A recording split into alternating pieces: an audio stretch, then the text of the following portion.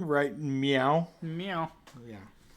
So Everybody get to see him.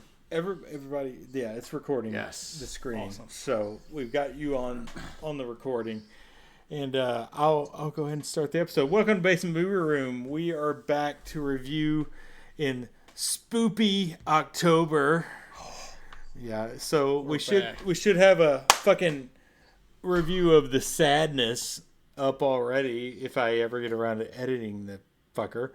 And yeah, bad language in this episode because I'm too inebriated to not use bad language.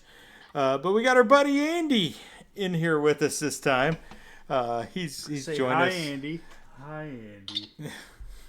Hello, pulpit. That's about right. And so we're reviewing a 2020 film called Possessor by Brandon Cronenberg, son of the great David Cronenberg. And Possessor is an odd film. I'm going to say it out of the gate. And I'm going to go ahead and just, I'm going to recap the film a little bit. Andy, you've never been on one of these podcast / review videos that we do, more discussion videos. He has a that lot we do. to say, though. So, Yeah, popping the old cherry over here. popping fresh. Pop. Pop, pop. So I'm gonna review this. I'm gonna review this in French. Je suis un film. I just said I am a film in French, in case anybody wanted.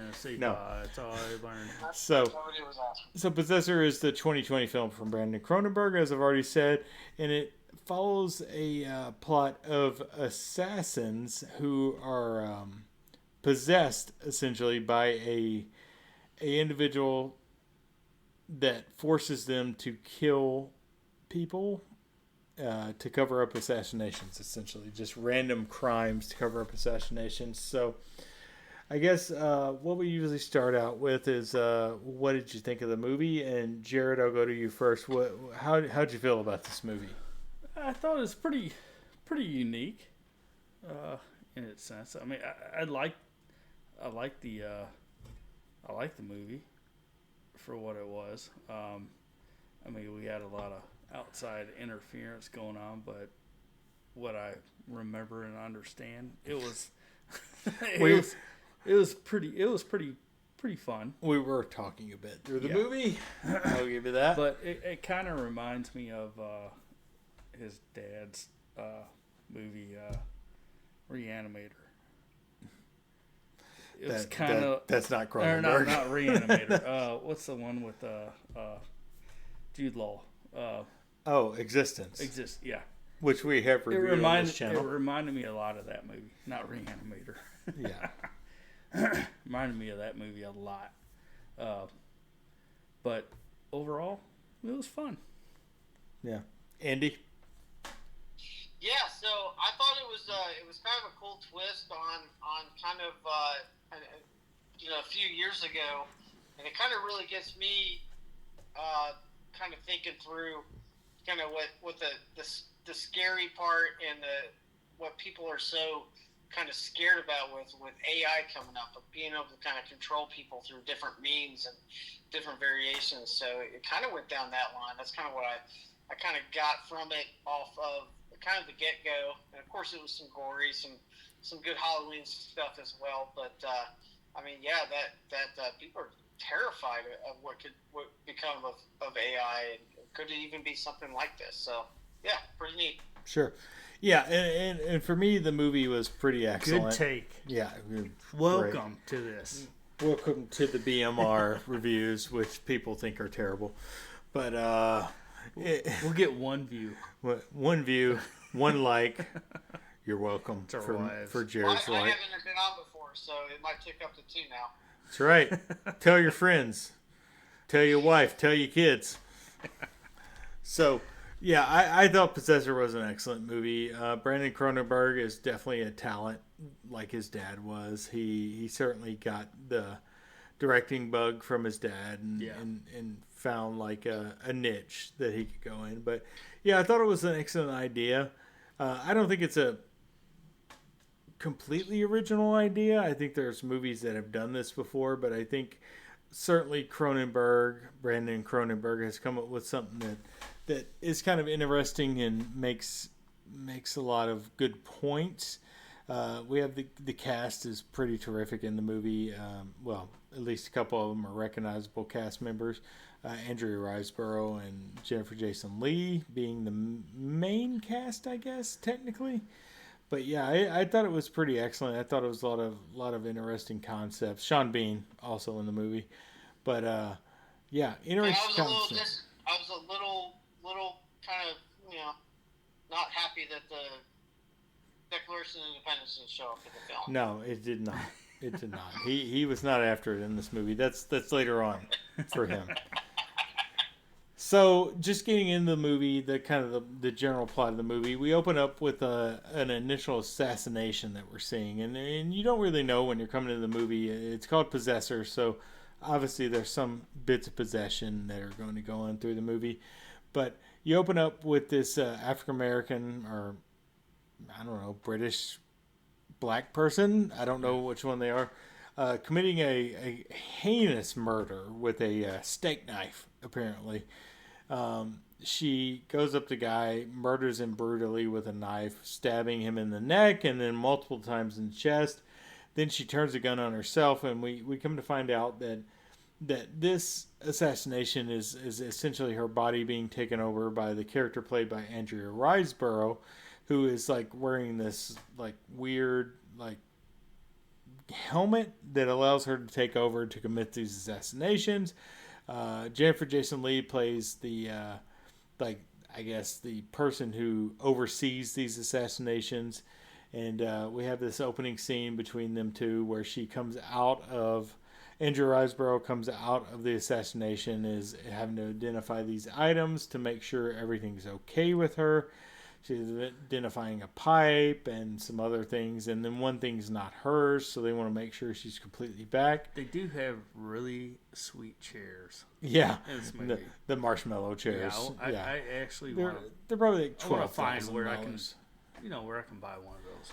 Yeah, kind of weird that she kind of leaves this office after they confer that she is herself, essentially. Nothing's come back with her from the person she possessed.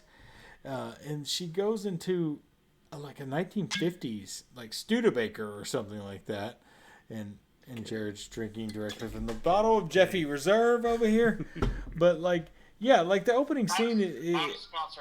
Yeah, not a sponsor at all. Yeah, not a sponsor. So the opening scene is kind of a good grab on the audience. It kind of gives us everything we need to know, and that who she is, who Jennifer Jason Leigh is, and then it's an interesting opening scene. Like, how did you guys feel about the opening scene? Oh, it was a good start. It definitely it got me roped in. Yeah, like you got a pretty big kill right off the bat. Yeah, it's like, okay, this is what this movie's about. Let's go. Yeah, you got a little bit of body horror too. Yeah. Like that's the Cronenberg thing with the stab of the needle into the port in the head. Oh yeah, yeah. That was interesting. Andy, into the already like. We're going to discover later that they already put a port in the brain. Yeah, essentially. She had a scab already up there too. Yeah. So she plugged it in. I was like, oh, it's a Matrix, that kind of thing. Yes. But I was dialed in right off the bat. Yeah. So Andy, what'd you feel about the opening? Well, first of all, when they threw that long prong thing into the brain of the person to be possessed, I was like, okay, well, that would probably kill you. But, hey, it's a movie. But at the same time, that was our first intro of what the mind control that they could do is about, and how crazy they can get with it. I mean, you could just kill the guy, or you could stab him 38,000 times. They just decided one or the other. So it's a horror movie, so they went with the latter.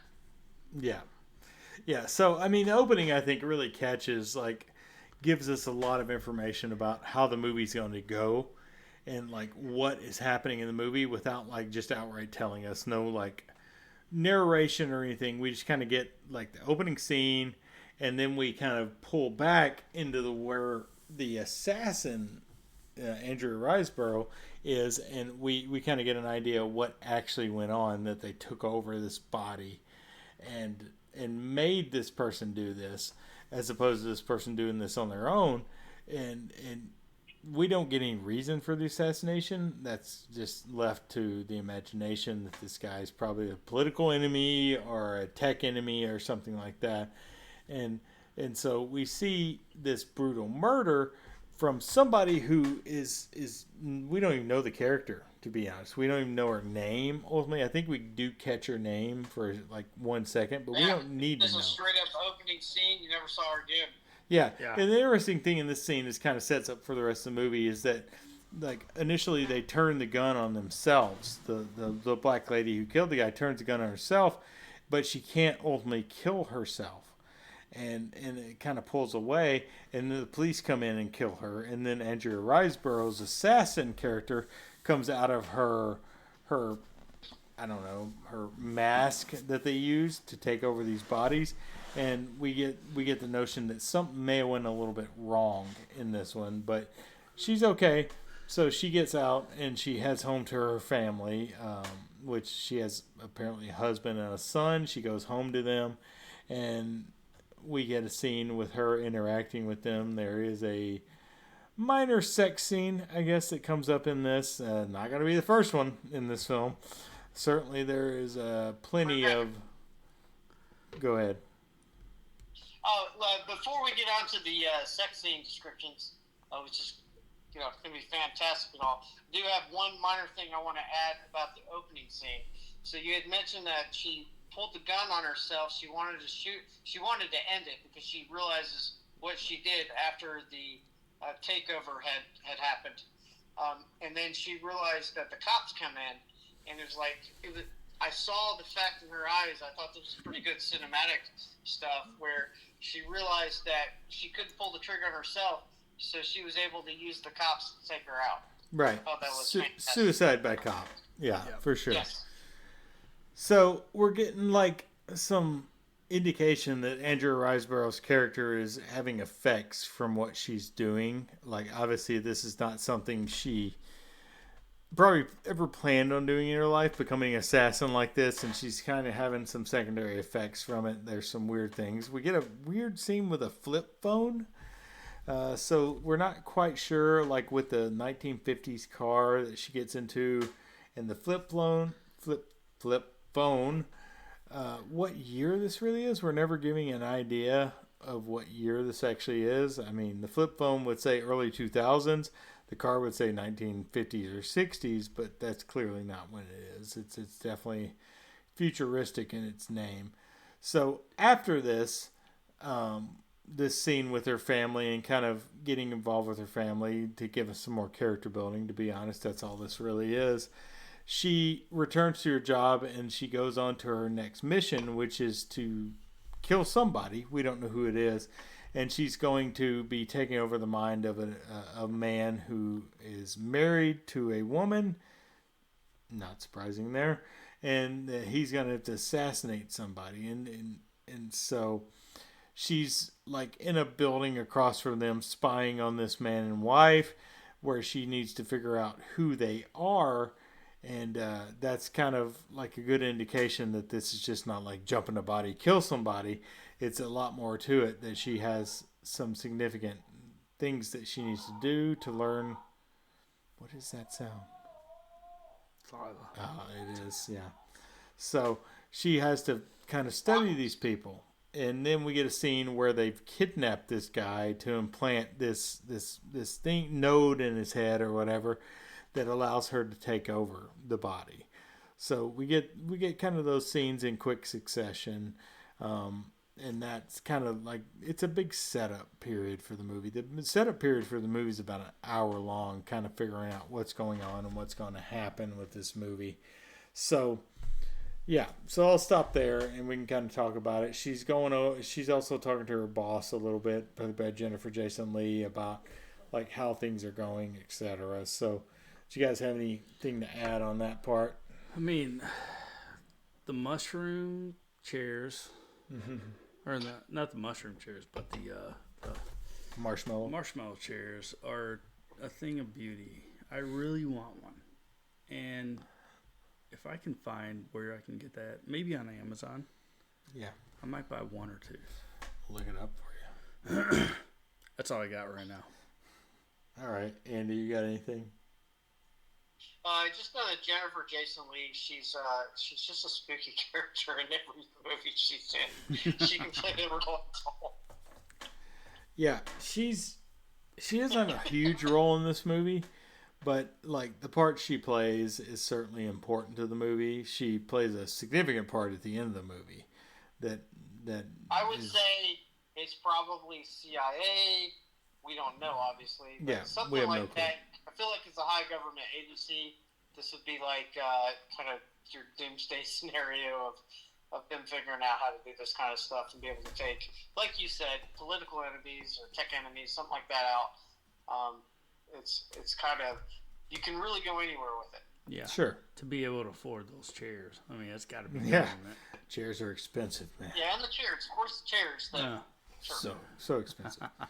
So past that scene, we get some scenes with Andrea Riseborough and her boss kind of making sure she's okay to go on another mission. Ultimately, they determine she is. They kidnap the guy that they're going to use for the assassination. They implant the memory, or not the memories, but the thing in his head that's going to allow her to take him over.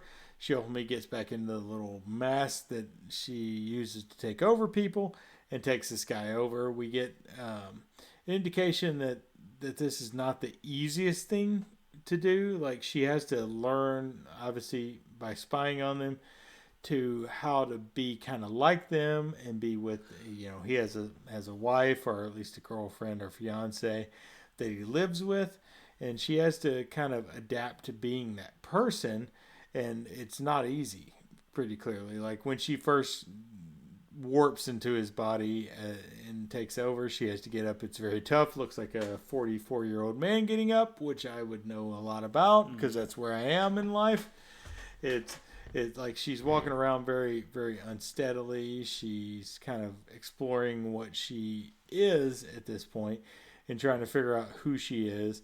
And then she has to be this person. And obviously with like his wife and friends and things like that, she has to figure out. She doesn't know everything. She doesn't know, because it seems like this guy is probably cheating on his wife with a friend of his wife, things like that. She kind of has to adapt to the situation.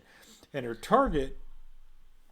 Yeah, keep going. ...is ultimately Sean Bean, who is his wife's father. So...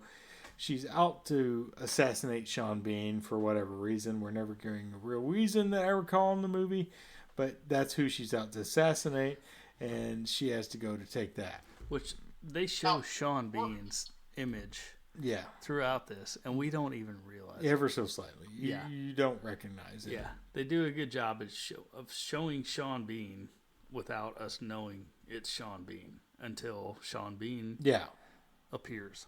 Yeah. So. For sure. Yeah. Like, I kind of feel like it's like Quantum Leap gone evil. Yeah. You wake up and then like you're in some 44-year-old man's body, and all we're missing is him saying, "Oh boy." That's a good take. Yeah, no, I like that. It's a decent take. Because it is kind of like that. She does jump into bodies, essentially, although they're chosen instead of like Quantum Leap, where Sam Beckett had to jump into bodies without knowing who they are. And then we have the whole retard episode as well. Evil Scott Bakula. But we never actually saw how the technology, or however this possession works. So, I mean, was it chosen, or could it be random? No, it's definitely chosen, because we did see that part where they implant in their head that thing. Oh, that's right. You had to. Yeah, and she's spying. Yeah, she's spying on the guy. Yeah, she definitely knows who she's jumping in. What about Possessor 4? They're gonna have it down straight up. It's gonna go through. We don't even have Possessor 2. 4. Yeah, we don't even have 2 at this point. So ultimately, she does jump into this guy's body. And it's kind of a slow burn from there because he has to kind of live his life. She has to live his life, and he goes to work, and he works for this weird company that like is spying on people through like Weird. cameras and things. Like there's a whole nother sex scene that takes place of just some, there's a lot of penis and titty in this one as well. So but she's having a tough time with this guy, like just adapting to being him. And so finally they do get to the place where he's going to assassinate this person, or she's going to assassinate him in his body. And lo and behold, it's Sean Bean playing the father of his fiance or wife, whichever one it is. Of course, we're all like, "Oh God, he's gonna die." He's gonna die. Sean Bean's gonna die every movie, every time, always gonna die. So we do get to a party where Sean Bean is throwing a party, and he's the person she's impersonating is there at the party with his wife because his father-in-law, I believe, at least from it. So I'm gonna stop there. Any thoughts on things that have kind of gone on in general, like her adapting to the body and things like that? The sex scenes were interesting. Yeah, because they kind of like morphed between her and him at the time. That was kind of weird and erotic. Yeah, at the same time. Yeah. Yeah. Well, there's the point where you could tell where she was taking over. She didn't quite know what to do, and she tried to kind of choke the guy out. Yeah. No. Before he was able to. Yeah, and she had a penis. Wrap her hands off. Very, very weird scene where it's her and him and like melding and things like that. So I think what we're supposed to get from those scenes is that she's not completely in control. Ultimately, there's some sex scene. Yeah. That she's somewhat in control, but he still has some ability to control himself through that, which is important later, of course. So ultimately she goes to the party, and like throughout this process, Jennifer Jason Leigh's character can talk to Riseborough's like subconscious through the person is telling her when to do things and like that. And she's like, you got to start a fight with the guy. And so she goes and starts a fight with Sean Bean and like with his fiance. And then ultimately later, he/she goes to confront him, Sean Bean, and like has a fire poker and brutally attacks Sean Bean with his fire poker. I'm not completely sure if he's dead in this. It sure looks like he should be dead. But we get like a weird like flashback scene later where he's not dead, just like he's missing an eye and is in a wheelchair. So I don't know if she completed this mission or not.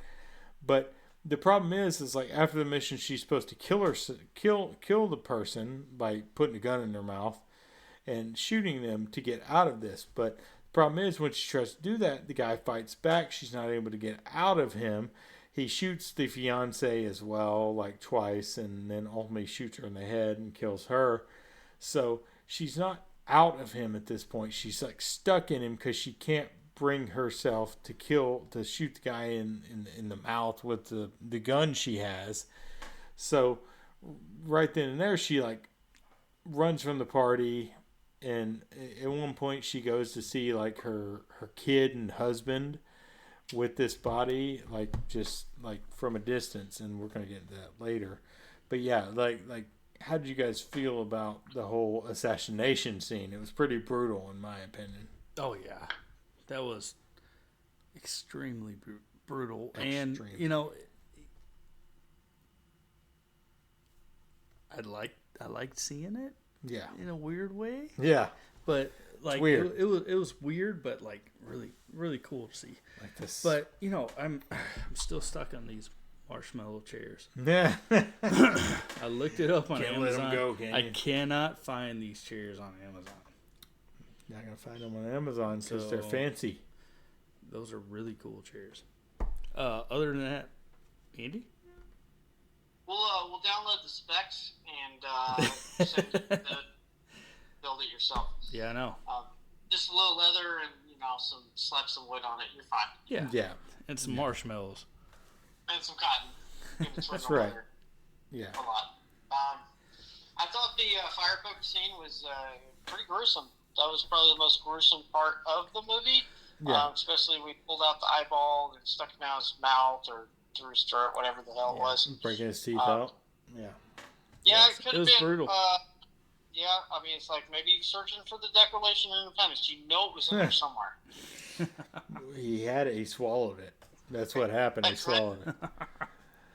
Okay, so after the kill, she wasn't able to force the guy to kill himself, so she goes on the run in his body, and she's not completely in control. He's somewhat in control, and goes back to an apartment of his mistress, I guess, who some people might recognize from Letterkenny as the Native American woman that's in Letterkenny, although she doesn't look Native American at all, to be honest. So he goes to her apartment and she lets him in. She doesn't know what's happened clearly, and he's on the hideout, obviously. And then a guy from his work shows up that we had seen earlier in the film and says, and shoots him with this electric taser type gun. And then he wakes up and the guy's like, I'm a collaborator. I was there to kind of make sure everything was going okay. And I'm here to try to help you get out of this, And he/she is like, well, just shoot me. And he's like, I can't do that. I'm a Christian. And so he can't kill anybody, but he can make it so she can kill herself to get out of this body. But we get a blackout scene and he ends up killing the guy who came to help. So she's still trapped in this body. And ultimately he/she gets out of the house she's in and goes to her family's house to confront her husband, and ends up the guy takes over, I think, to an extent, and ends up killing her husband or boyfriend or whatever it is. And then the kid in there is there and ends up shooting or stabbing him in the neck to kill him. That's where it all gets a little... It gets very weird. Fuzzy. And then he shoots the kid, or she shoots the kid. We're not real sure which one shoots the kid. And ultimately, the kid ends up killing him to let Andrea Riseborough's character get out of him. But we see that Jennifer Jason Leigh had inhabited the kid's body to make this happen. So she essentially killed her family and is going to get out of this. But the weird thing is, at the end of the movie, she's just not affected by all this. It doesn't seem she's affected by it. She's just identifying the items like she did earlier in the movie to make sure she's okay. So there's kind of some disconnect on what she actually is, if she actually is an actual human, or she's a sociopath, things like that. I think they're making sure that whoever they hire or put on these jobs, make sure they wipe out everybody that is involved. Yeah, so they clearly want to wipe out everybody, but her son and husband were just collateral damage because she couldn't do what she was supposed to do because this guy kind of was still in control. Anything, Andy? Yeah, that part kind of lost me with the whole kid, and then the kid was the other character saying, "Well, let me go," or whatever it said, and just it felt to me like it was just that was the peaceful way out of all of this, to try to escape because didn't want to do it anymore. Yeah. You brought up a lot of gunshot wounds through the cheek. Oh yeah, they kept stabbing you through the cheek. The cheek. There's definitely some parallels between the kills and things like that. Yeah. That make you wonder if this isn't. Cheek. It wasn't. It was the cheek. Yeah. Right through the cheekbone. Right there. And then one of the times it was the gunshot through the cheek. Yeah. And it was spurting blood like it was out of your aorta. Yeah. That's not real. Makes you kind of wonder if the movie is kind of like all a dream, to be honest. What's real, what's not. What's real, Probably what's was. not, things Considering like that. The death at the end was like 35 pints of blood on the floor. Yeah, that's just movie fun. Well, this is movie. Little K-Rose syrup. They got plenty of A it. lot of K-Rose syrup, cornstarch, and a little bit of food coloring. Yeah. Actually, a lot. I don't know. I think it was real blood. So yeah, yeah, they definitely killed real people in this movie. Did. And they were real. And it was real sex scenes in this movie. They went all out on this Sexy one. time. Yeah. Those were real marshmallows on the seashore. Those are definitely marshmallows. Oh, I bet they really had sex. Yeah. Look like it. Well done sex scenes in this film. Yeah. So I guess that's kind of the plot summary. The movie doesn't make a lot of sense, to be honest, ultimately, but it is what it is.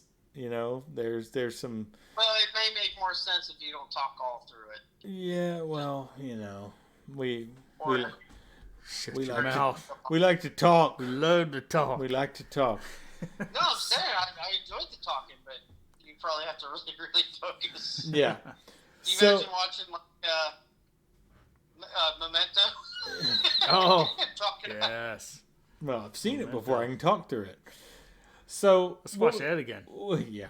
What we like to do at the end of these reviews, Andy, is give it a rating. I usually go with a out of 5 scale. On mine, you can go with whatever scale you want to. My battery is low. So, what would you rate this movie on a scale of 5? I would give it maybe just like a 2.5. I thought it was good. I don't think it was out of this world amazing or nothing. I thought it was just it was a little B-ish in some spots, but yeah, overall, I mean, I'd give it a watch. All right, Jared. Would you watch it again? No. No, not a rewatcher. Okay, 2 out of 5 out of 5. 2.5. You watch it. Yeah, 2.5 out of 5. Jared, you're up. You know what? I think I'm a little higher. I'll go 3, just because of I like the premise of what they were doing, and it looked good. Everything looked good. Yeah, it certainly does. It wasn't terrible. Yeah. So All I'll right. go 3. All right, so I am clearly the one who liked this movie the most. I'm going to give it a 4 out of 5. I think it was a very novel concept, and I think it was excellently done. I think it's well directed. I think Brandon Cronenberg is definitely a talent. So I he takes after his dad very much so in the body horror type genre. So yeah, I give it a 4 out of 5. We didn't really talk about the score because the score is kind of non-existent in this movie. It's very low key. It's a good, this kind of movie. The score is kind of a good thing to keep in the background. So yeah. Yeah. Yeah, I'll kind of just since I lowballed this apparently, I will say I did like the premise. Yeah, the premise It is was cool. a kind of cool concept, but overall the movie just felt to me just a little bit of B-ish, almost like they kind of use. I mean, it's a pretty newer movie, right? So Yeah, 2020. They use some concepts that the movies in the 80s kind of use. I could see some of that kind of dramatic stuff. So as far as how it was the production of it, I'm not too satisfied, but I will give it some premise. So I will upgrade my score from a 2.5 to a 2.75. Yeah. Whoa. Got the 2.75. All right. Slow down. So that is Possessor. So overall, we got a 4, a 3, and a 2.75. So it's we're like definitely a 3.5. Yeah. Yeah, like a 3.5 zone. 3, 4, 5 or something like that. All right. So that's Possessor from Brandon Cronenberg. Would you recommend it to somebody else? To certain people. Not a rewatcher. Yeah. Not a rewatcher. I'd watch again. Yeah. No. No Not a rewatch. rewatcher. I would rewatch. Yeah. I'm gonna rewatch right now. Jared, put it on. Damn We're it, staying we- up to 4 a.m. We're watching it right now. We're literally watching it right now. Yeah. All right. So that's all we got tonight for Possessor, the number 2 movie for our spoopy month of Halloween month. Yes. So we had the sadness. Hey, virtual high five. Woo! Yay. It's over here. Over here. Oh, Hey, here, over here. virtual. Over. Hey. Mike? There it is. It's close enough. Oh, God. All right. So thanks for watching BMR. We'll see you next time. All right. Peace out from Charlotte. Nice.